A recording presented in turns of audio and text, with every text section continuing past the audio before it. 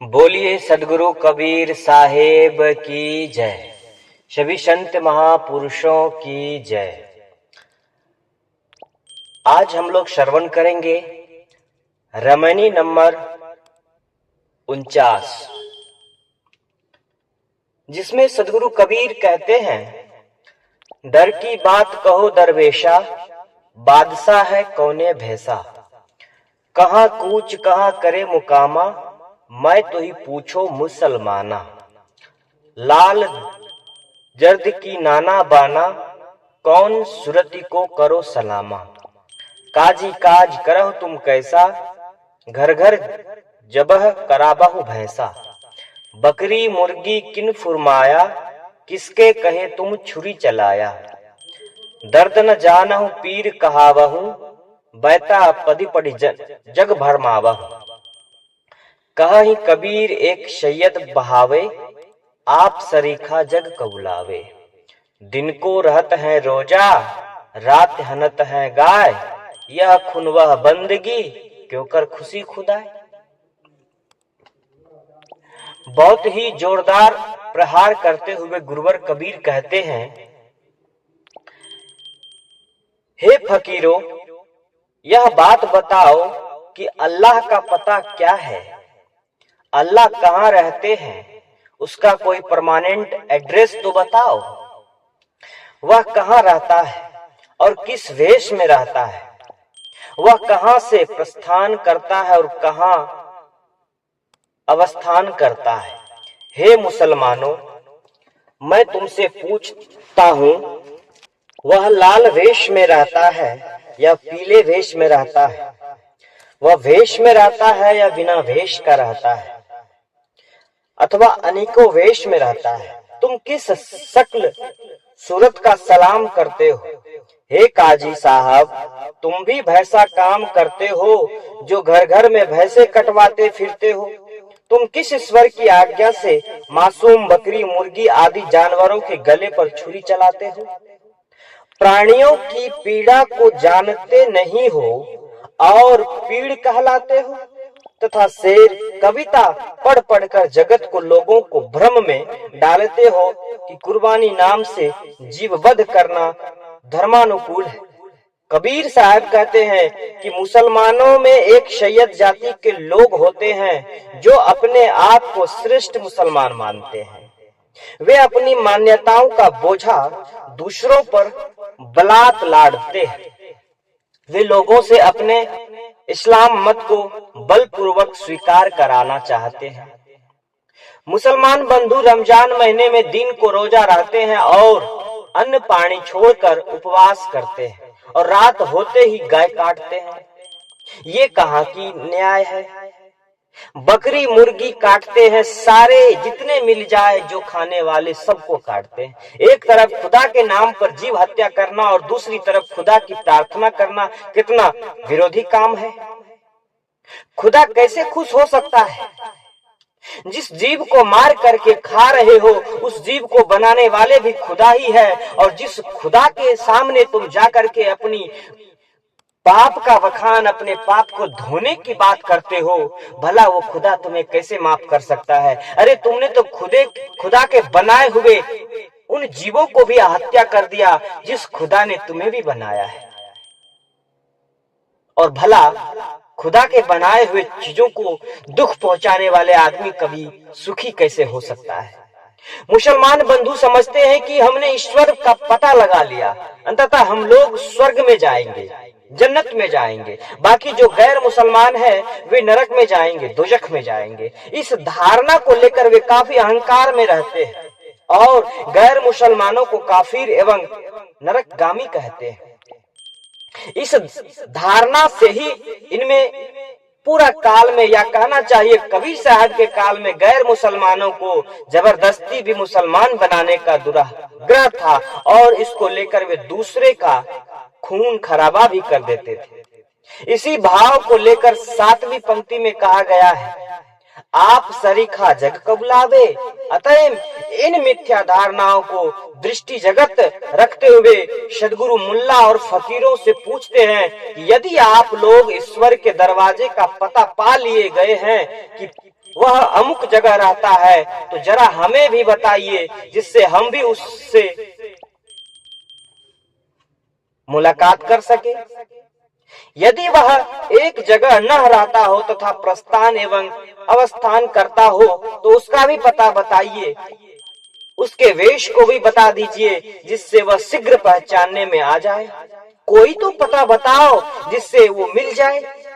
ये सारी की सारी बातें ईश्वर ज्ञान के अभिमान एवं व्यंग है। जड़ और चेतन के अपने अंतर्निहित गुण धर्मों से जगत की व्यवस्था अबाध गति से चलती रही है। यह बात समझ में आती है, परंतु एक जोरावत अल्लाह एवं ईश्वर कहीं बैठा है और वह जो कुछ चाहता है वह कर सकता है और करता रहता है, और उस तक हमारा ही मजहब पहुंचता है। जो हमारे मजहब एवं संप्रदाय से चलेगा वही वहां तक पहुंचेगा। हमारी किताब उसी की भेजी है। यह सब एक मिथ्या धारणा है, यह सब एक बनावटी बातें हैं, यह सब एक दुकान चलाने का योजना है, झूठा अहंकार है। ईश्वर का पता तो आज तक किसी ने पाया नहीं, परंतु उसके लिए नाना मतलबी यह झगड़ा करने लगे कि ईश्वर के हम ही ठेकेदार हैं। ऐसा मालूम पड़ता है कि ईश्वर का पूरा पता इन्हीं के पास है। इससे अधिक भोलापन क्या हो सकता है? कुछ लोगों एवं कुछ मजहब वालों को यह अहंकार है कि केवल वे ही उस ईश्वर को समझ सकते हैं और उन्हीं के द्वारा जनता उस तक पहुंच सकती है। यह दोष प्राय सभी ईश्वरवादियों का है। इनमें कुछ नरक भी होते हैं, परंतु मुसलमानों को यह पूरा गर्व है कि ईश्वर उन्हीं के द्वारा मिल सकता है, बाकी सब फ्रॉड है। इसी पर साहब का व्यंग है कि यदि आप उससे मुलाकात कर चुके हैं तो उसके स्थान, पता, वेश आदि बताएं क्या है, जरा हम भी मुलाकात कर ले। इस रामायणी में दूसरी उनकी मुख्य बात है ईश्वर के नाम पर मुख निर्दोष एवं निरहित प्राणियों के वध का विरोध करना। जिस प्राणी को मार मार कर लोग अपने पेट भर रहे हैं, अपने शौक पूरे कर रहे हैं, गुरुवर कबीर कह रहे हैं उस ईश्वर का पता बताओ। मैं जरा उनसे पूछूंगा कि आप कैसे ईश्वर हैं कि प्राणियों की हत्या, प्राणियों का वध लेने के लिए आप कहते हैं। यह एक जंगलीपन है जो पूरा काल से करीब समस्त ईश्वरवादी एवं देववादियों के मत में रहा है। प्राचीन मत में जैन और बौद्ध मनुष्य के अलावा कोई पूजनीय ईश्वर या देवता नहीं मानते, इसीलिए इनके नाम पर इन मतों में जीव हिंसा करने की बात ही नहीं उठती। ये दोनों अहिंसावादी होते हैं। ईश्वर और देवता के नाम पर मुख प्राणियों की हत्या करना धर्म का दुरुपयोग है। धर्म के आड़े यह सब लोग करते हैं। कबीर साहब मुसलमानों से प्रश्न करते हैं, हिंदुओं से प्रश्न करते हैं कि ईश्वर के नाम पर जीव वध करने की आज्ञा किसने दी? यदि किसी पुस्तक में ऐसी बात लिखी है तो उनका लेखन मनुष्य ही है जो अपने अल्प ज्ञानवश ऐसा लिखा है। यदि कहो किसी ईश्वर ने आज्ञा दी तो इसका क्या प्रमाण है?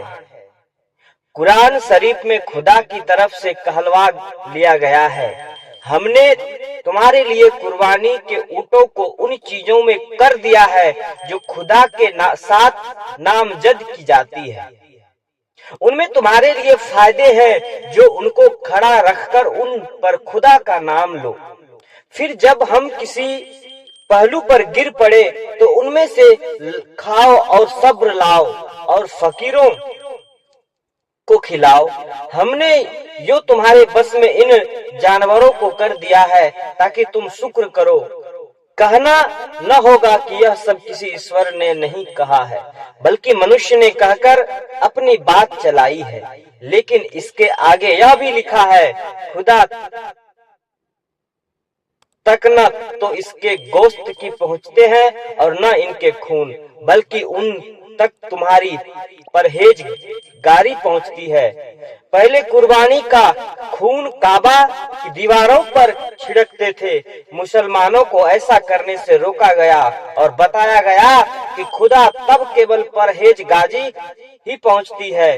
पीर गुरु तो सब है जो तुम्हारे दूसरे के पीर है। पीड़ा को पाने, पीड़ा को समझने, पीड़ा को जानने वाले हों।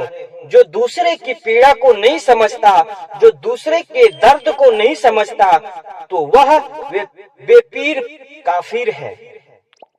ईश्वर के नाम पर व्रत रखना तथा उसी के नाम पर जीव हत्या करना, दोनों में कोई मेल नहीं खाता। यह सिर्फ और सिर्फ ढकोसला है। जनाब अमीर मीनारी ने ठीक ही कहा है। कर्तव्य बताने वाले काजी तो बरहना सर गंजासीर अर्थात विवेकी अविवेकी है और मुहत्सिर आचरण निरीक्षण जख्मी यानी अंधे हैं। वे अविवेक से ग्रसित बादाखोर शराबी शायद आजकल ज्यादा शराब पी गए। जनाब हाली साहब कहते हैं, इंसान तब तक नहीं हो सकता जब तक कि उसमें थोड़ी बहुत दया न आ जाए। खुदा ने इंसान को इसीलिए दुनिया में पैदा किया कि वह दूसरे प्राणियों का दया करे, दूसरे प्राणियों का दर्द को समझ सके। नहीं तो आतत प्रार्थना करने के लिए खुदा के पास करवियां फरिश्ते कम नहीं थे। दूसरे इंसान को पीड़ा देना धर्म नहीं है। किसी ने कैसा अच्छा कहा है, धर्म युद्ध उसे नहीं कहते कि जिसमें मानव का रक्तपात हो।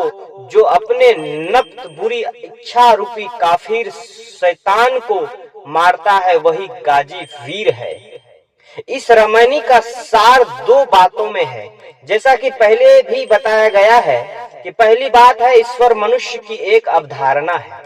अब उस अवधारणा को किसी प्रकार का रूप रंग देकर किसी स्थान, मकान, लोक या अवकाश पर उसे अवस्थित कर और केवल अपनी भाषा, रीति रिवाज आदि में उसे बांधकर कोई उसका एकाधिकारी ठेकेदार बने, तो यह निरा भोलापन है। दूसरी बात, उसको खुश रखने के लिए मूक प्राणियों की हत्या करे, यह दोहरा भोलापन है। वस्तुतः व्यक्ति की अपनी आत्मा ही परमात्मा है और दूसरों पर करुणा करना ही उसे प्रसन्न रखने का तरीका है। जो दूसरे की आत्मा को दुखाता है, उसकी आत्मा प्रसन्न नहीं हो सकती है। सार यही है।